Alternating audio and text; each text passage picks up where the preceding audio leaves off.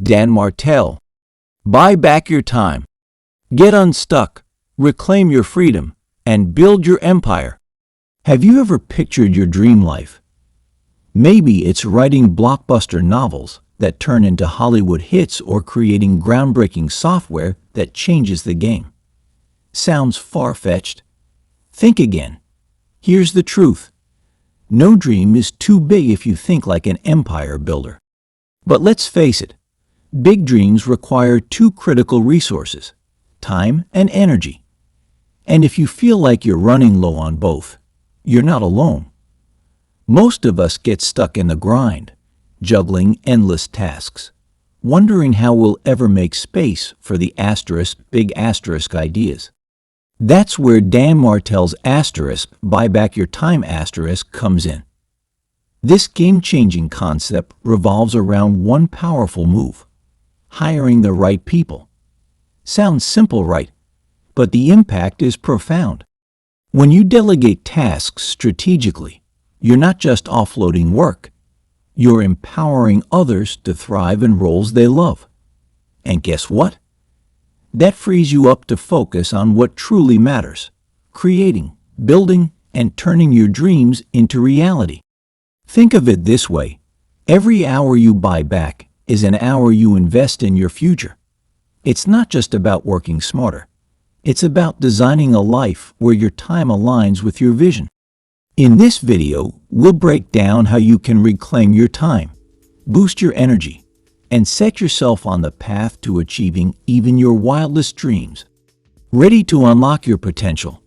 Let's dive in.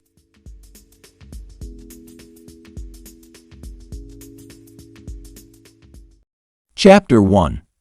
It may seem counterintuitive, but paying someone to do your work will make you more money. Do you know who Tom Clancy is? You might be thinking of Tom Clancy, the prolific spy thriller writer behind the Jack Ryan series. But here's what you might not know. Clancy didn't actually write all those novels.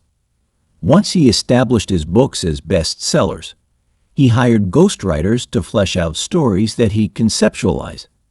This left him free to spend his time exploring bigger and better opportunities that would take his franchise to the next level. Clancy, it seems, knew all about Dan Martell's concept of buying back time. If you're an entrepreneur, it's likely that you keep a hand in every aspect of your business. You look over your engineer's code, discuss the books with your accountant, and check and respond to all your emails. But while these actions are necessary to keep your business going, these are not things that you, the owner, personally need to do. In fact, by doing them all, you are stunting your growth. The business might be your baby, but if you want it to grow, you have to hire trusted help. Burning out and working 20-hour days will not only destroy your creativity and productivity, it will harm your family life, your relationships, and your health. Martell identifies the pain line at which this occurs. This typically occurs when an entrepreneur has approximately 12 direct reports and generates revenue exceeding $1 million. At this point, most entrepreneurs make one of three choices.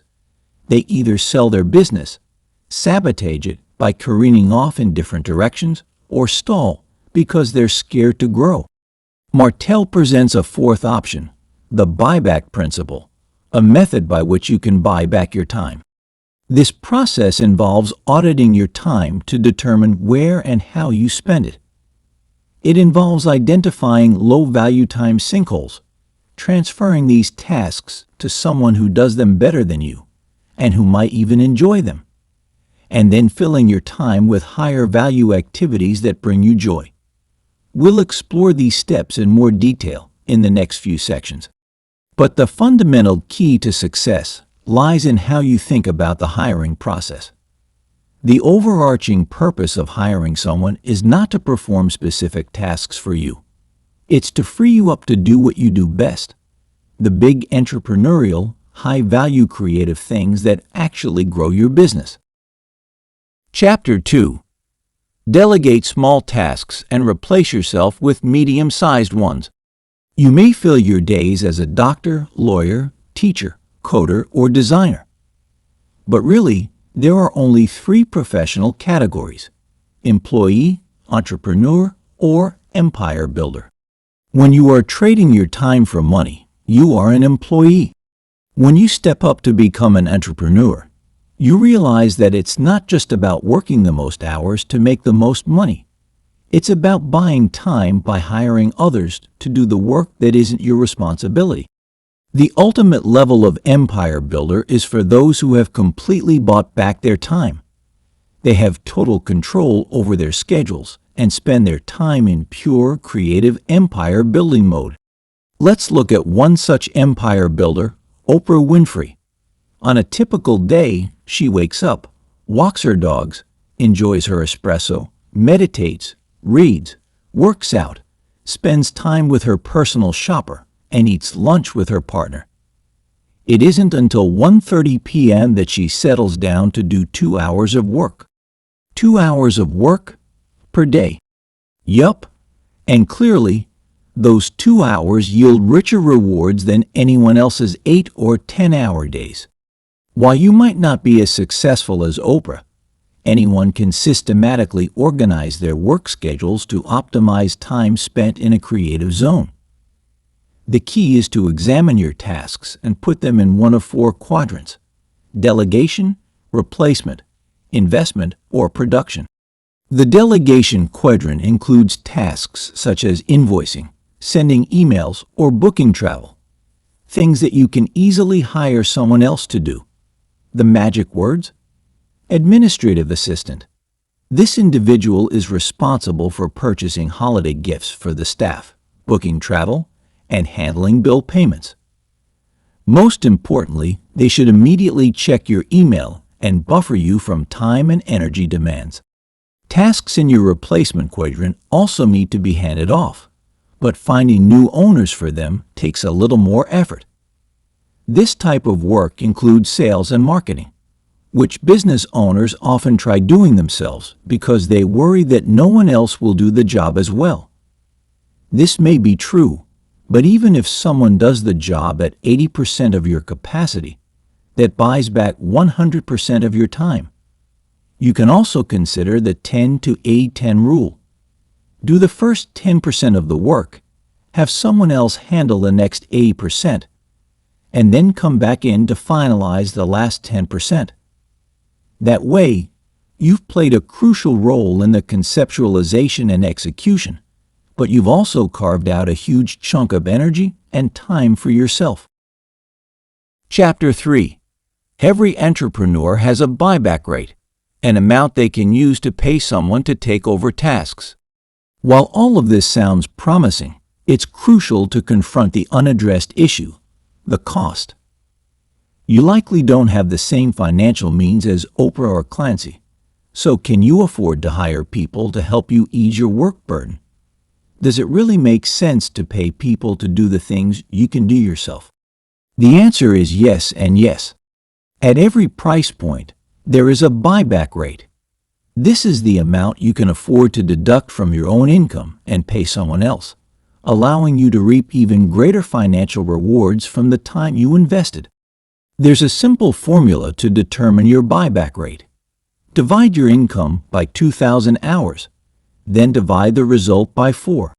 So if your business pays you $200,000 a year, your buyback rate is $25 an hour.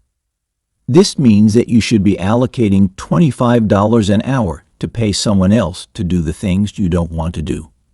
You can hire a personal assistant, maybe even part-time. Suppose your income is $50,000. That still earns you a buyback rate of $6.25 an hour. You might not be able to hire someone full-time, but you can find talent from freelance sites such as Upwork.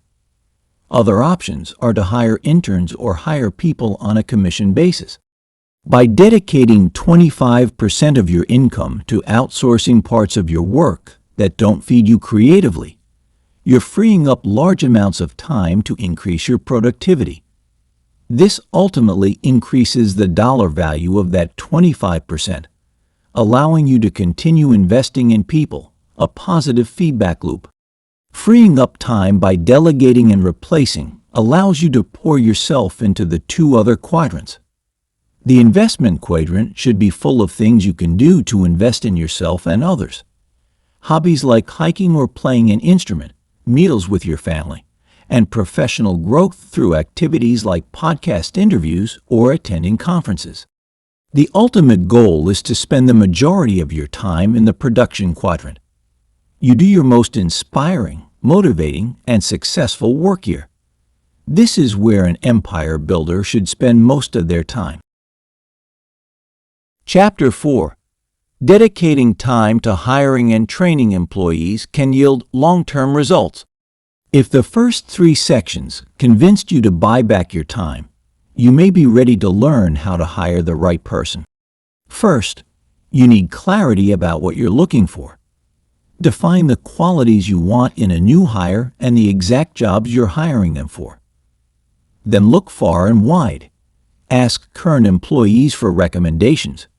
Reach out to people working at other companies who are doing a great job, and sift through job sites. Once you've come up with some options, find creative ways to get to know them better. Martell asks potential employees to upload a 5-minute video where they describe why they're interested in the position, what they know about the company, their ideal work environment, their strengths, and their 5-year goals. Not only does this video help him get to know potential employees and get a glimpse of their personalities, it also lets him see who can follow directions and who is tech-savvy enough to create and upload a video. So assign your candidates a paid test project to see how they work. And when you find the right person, sell them on you. Once they sign the agreement, it's crucial to provide them with training. One excellent way to do this is by creating a playbook. The 4 C's of a playbook are the camcorder, course, cadence, and checklist. The camcorder method simply involves recording yourself doing the things you want to teach someone to do, whether it's billing, managing a new procedure, or running a program. One recording can eliminate hours spent doing individual training. Additionally, you have the ability to compile an extensive library of training videos, which you can access as needed. A course refers to creating a list of high-level to-do tasks. For example, if you're training an employee who will open a bakery in the morning, the tasks might be 1. Clock in. 2. Stock the display cases. 3. Write the muffin specials on the chalkboard. 4. Start brewing the coffee. Cadence entails recording the frequency of the task. When does this occur? Every day. Once a week? And finally, a checklist details the non-negotiable things that have to happen, like counting the money and locking the cashier's box. A well-crafted playbook can swiftly acquaint any new employee with your specific workflow. In turn, this allows them to seamlessly integrate into their new jobs so you can keep your mind on higher-level production. Chapter 5. Mentor your employees so they commit wholeheartedly to their positions. Now that you've hired the right people and trained them to perform tasks the way you want them to, you need to make sure they perform at their full potential. Remember, you're not merely looking to fill a seat. An unmotivated employee with little buy-in won't provide the kind of value you're looking for. When an employee takes responsibility for their tasks, they strive to achieve the company's objectives with utmost diligence. To encourage this attitude, ensure that you allow employees to use their own creativity and problem-solving skills. You can do this by shifting away from a transactional leadership model to a transformational one. Here's how that works. A transactional model is when you tell employees what to do, check that they did it, and then assign them the next task. In this scenario, almost all the thinking occurs on your end. The employee just follows directions. There is little initiative required, so little growth occurs. Instead, become a transformational leader. Unlike the transactional tell-check-assign paradigm, transformational leadership gives guidance, but with leeway for creative problem-solving on the employee's part. With this model, you give an outcome, measure it with a metric, and then coach the employee to the next level. Here's how that can work. Let's say you want all employees to complete a certain certification. A transactional model would mean that you tell your assistant, make sure everyone is certified in this code. Your assistant would then sign the whole team up for training. This would result in them spending hours taking a tedious class that would cost the company a lot of money.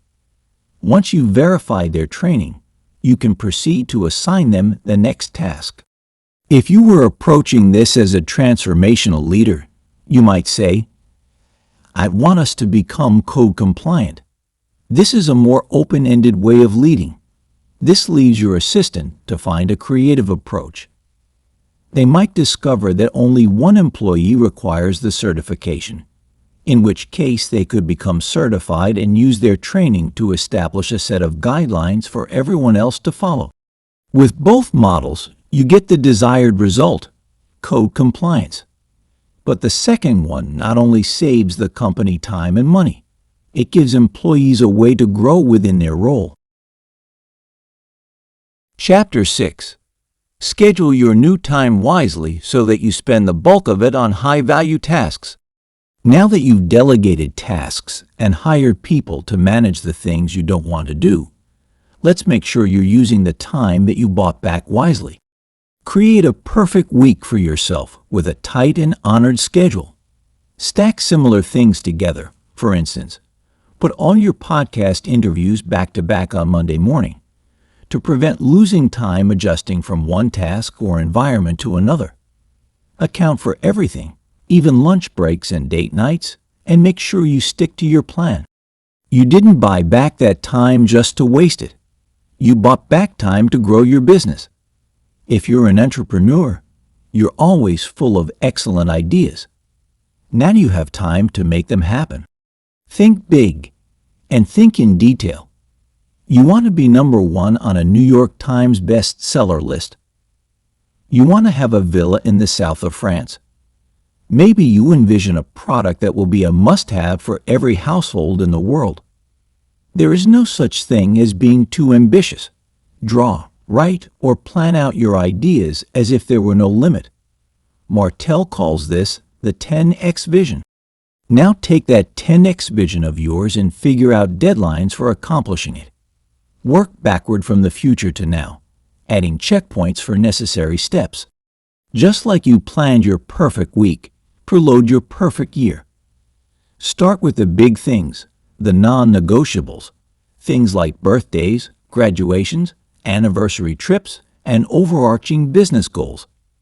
These are your big rocks, the things you have to fit into your bucket. Now let's focus on your pebbles, which are smaller, less critical tasks. For instance, you may wish to visit some of your other office locations across the nation. Convert those pebbles into one rock, a slot in a 2-week trip that will take you to all your sites. Now put in the rest of your pebbles, updating software, meeting with key managers, and you'll see that most of your year is already organized. This level of organization provides you with guilt-free blocks of clear, open time, allowing you to function as your most creative, joyful, and productive self. You can rise to the top and join the world's empire builders by buying back time. Final summary. Being an entrepreneur means you can take back control of your life. The key? Building the right team.